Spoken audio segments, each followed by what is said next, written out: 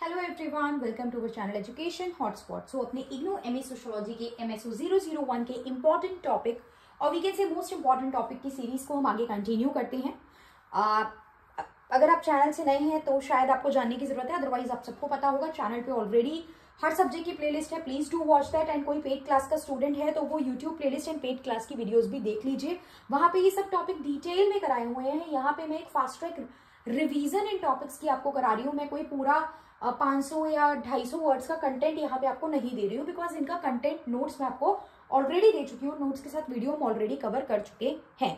तो Karl Marx की हम लास्ट क्लास में बात कर रहे थे एंड हमारी class in between class struggle पे एंड हो गई थी। यहीं से कंटिन्यू करते हैं, फिर आगे भी देखेंगे। इतने डिटेल में मैंने कार्ल मार्क्स की थ्योरी आपको बताई थी, सरप्लस वैल्यू की, एलिनिएशन की। तो यहाँ पे ये हमें क्लियर हो गया था कि कार्ल मार्क्स जो है वो सोशलिज्म को सपोर्ट करते हैं और कैपिटलिज्म यानी प्रॉफिट मेकिंग और कुछ लोगों के हाथ में ही रिसोर्सेज और पावर और डिसीजन है, इस बात के वो अगेंस्ट हैं। तो यही चीज जन्म देती है क्लास स्ट्रगल को। क्लास मतलब क्या होता है? Ownership of property. और ओनरशिप ऑफ प्रॉपर्टी के बेसिस पे कार्ल मार्क्स के अकॉर्डिंग यहाँ पे दो ग्रुप देखने को मिलते हैं। एक है कैपिटलिस्ट, दैट इज बुर्जुआ, और दूसरा है वर्किंग क्लास, राइट, जिसको हम प्रोलेटेरिएट भी बोलते हैं। ये वो लोग हैं जिनके पास रिसोर्सेज हैं। तो यहाँ पे हम इन्हें कह रहे हैं haves and they are have nots, right. They have the resources, they have the power to control the resources. इनके पास संसाधन है, उनको कंट्रोल करने की पावर है, वहीं इनके पास कोई पावर नहीं है। ये जो लोग हैं, ये ओनर हैं, ये इनसे अपना काम करवाएंगे और ये लोग काम करते हैं और ये लोग इनका शोषण करते हैं, एक्सप्लॉइट करते हैं। कैसे? इनसे ज्यादा काम करवा के, इनको प्रॉपर वेजेस ना देके, ज्यादा मतलब टाइम से ज्यादा काम करवा रहे हो और प्रॉपर फेयर वेजेस भी नहीं दे रहे हो। इसमें आप आगे क्लास कॉन्फ्लिक्ट का नेचर बताओगे, हिस्टोरिकल मटेरियलिज्म बताओगे और बताओगे एक्सप्लॉइटेशन किस तरीके से हो रहा है।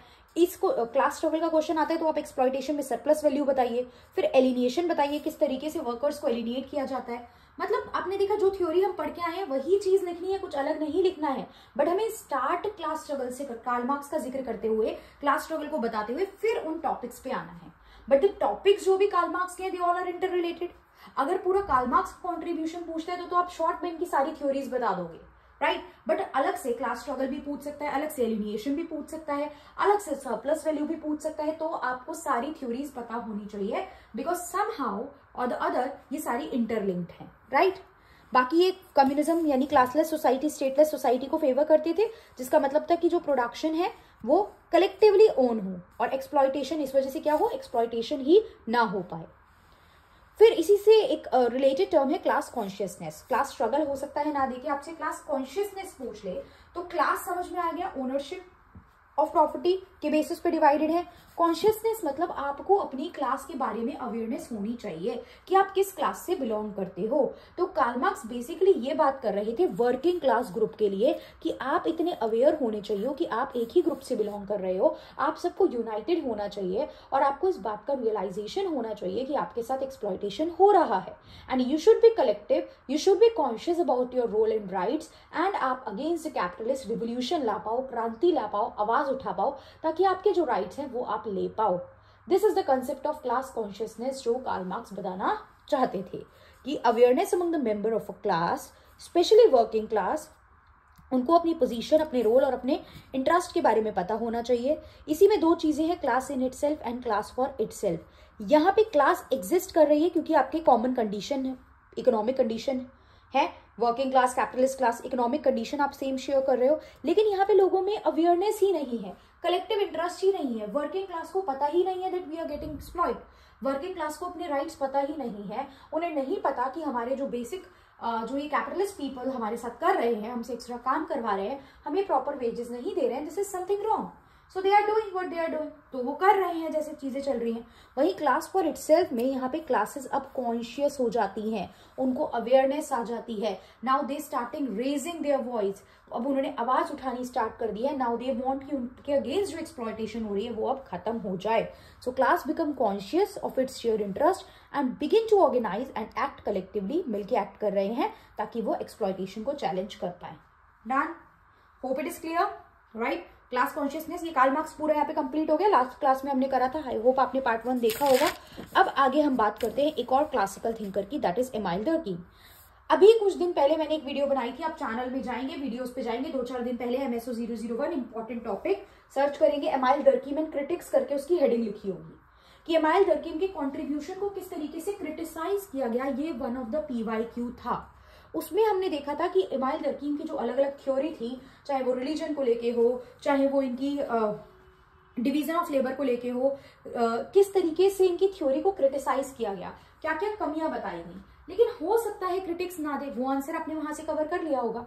एमाइल डर्कीम के कंट्रीब्यूशन में ऑलरेडी पहले भी करा चुकी हूँ, अगर आपने वीडियो देख ली है तो do let me know in the comment box. Please मुझे बता के चलेंगे कि आप लोग कितना कितना कंटेंट अब तक कवर कर चुके हैं, सो दैट मुझे भी थोड़ा नॉलेज हो जाए। एंड पेड क्लास के स्टूडेंट भी हैं तो भी आपने यूट्यूब की वीडियो देख ली है या नहीं, ये भी आप मुझे बता के चलेंगे।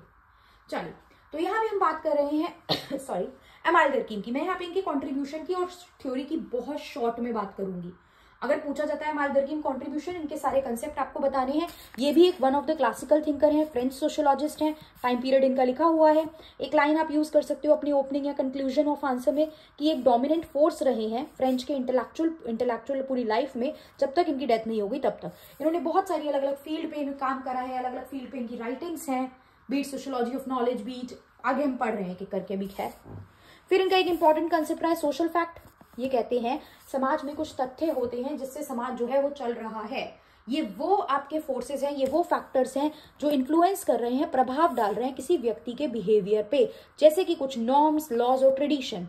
हमारे जो आसपास नॉर्म सेट हैं, हमारे कुछ लॉ हैं या हमारी जो परंपराएं चली आ रही हैं, वो हमें एक सर्टेन तरीके से एक्ट करने के लिए बाध्य कर रही हैं।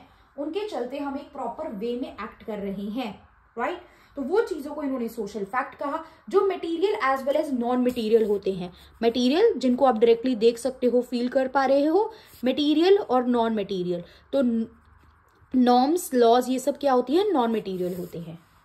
फिर इन्होंने बात की सोशल सॉलिडारिटी की, कि सोसाइटी किस तरीके से आपस में कोहेजन, आपस में शांति, हार्मनी बना के चल रही है।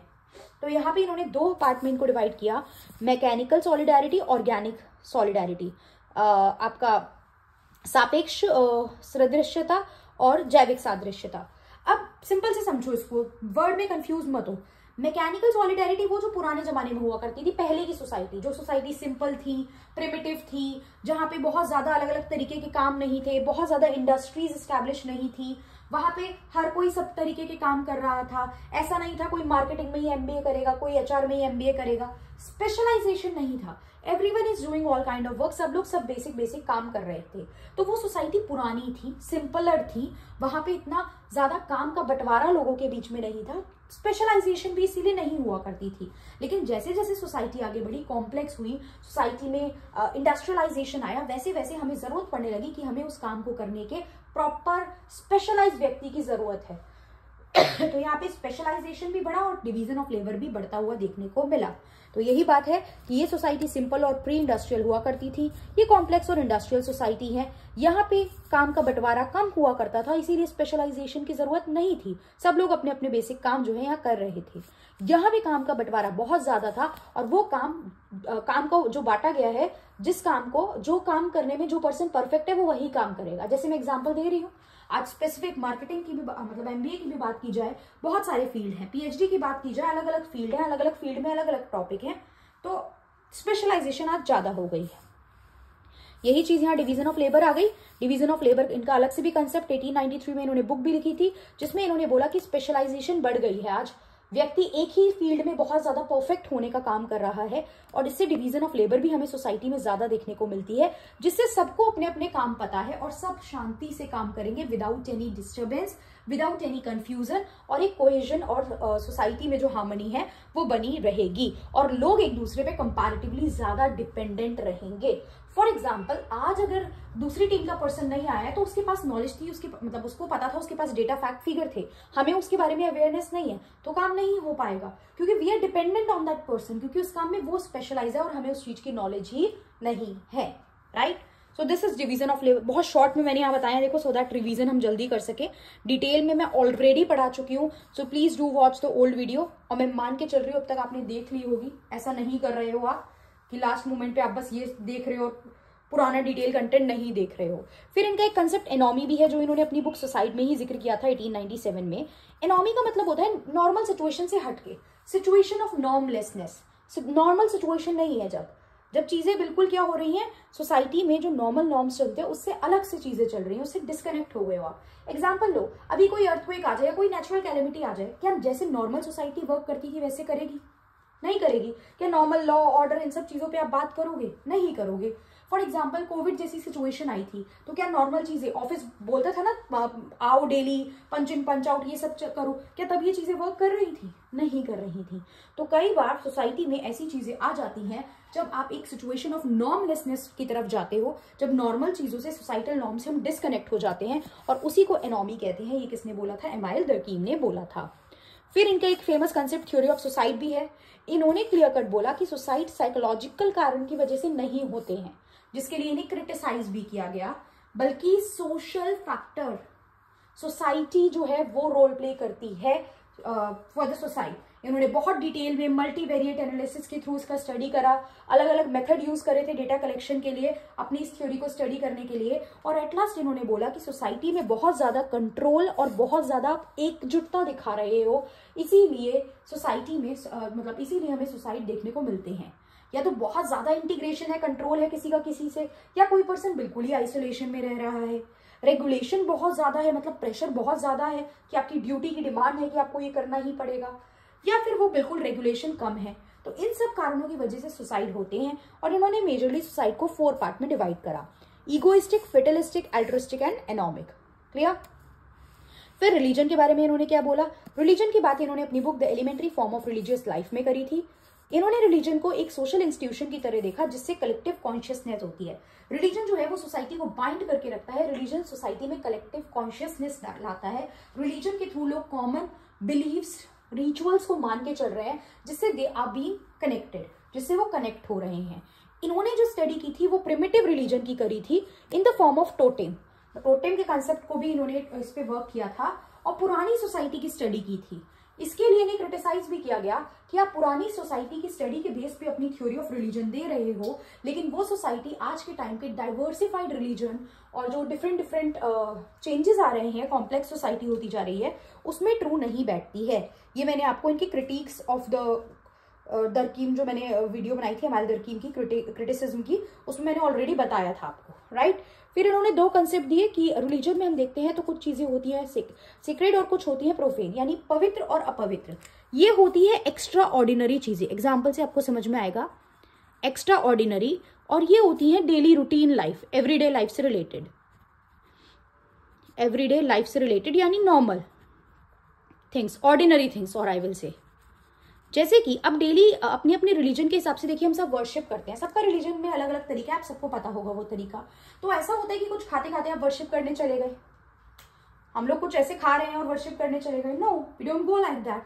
आप आपने फुटवेयर पहने और आप वर्शिप करने चले गए, तो ऐसा नहीं होता है। हम एक proper code of conduct follow करते हैं। जैसे हमारे घर के जहां भी रिलीजियस प्लेस हमने वर्शिप का घर में जगह बना रखी है, या हम किसी रिलीजियस प्लेस पे विजिट करने जाते हैं, तो हम एक proper code of conduct follow करते हैं, हम एक प्रॉपर शुद्धता, एक पवित्रता फॉलो करने की कोशिश करते हैं। तो इसीलिए इन्होंने रिलीजन के बेसिस पे बोला कि कुछ चीजें ऐसी होती हैं जो पवित्र की कैटेगरी में जाती हैं, जो एक्स्ट्रा ऑर्डिनरी होती हैं, जिनमें हम ऑर्डिनरी वे से बिहेव नहीं करते हैं।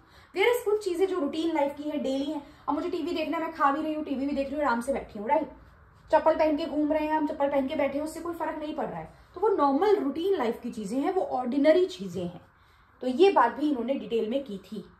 अब इनका कोई भी एक कंसेप्ट एग्जाम में पूछ सकता है, इनका कॉन्ट्रीब्यूशन टू सोशियोलॉजी आपसे पूछ सकता है, या इनका जो कॉन्ट्रीब्यूशन रहा उसका जो क्रिटिसिज्म रहा ये भी आपसे पूछ सकता है, मैं डिटेल में करा चुकी हूँ। क्लियर? सो आई होप ये समझ में आया होगा। कार्ल मार्क्स हमने कर लिया है, दरकीम हमने कर लिया है। अगली वीडियो में मैं पार्ट 3 में आई विल ट्राई कि मैं इस तरीके का कोई और टॉपिक जो रिलेटेड है उनको मर्ज करके हम लोग साथ में शॉर्ट में कंप्लीट करें।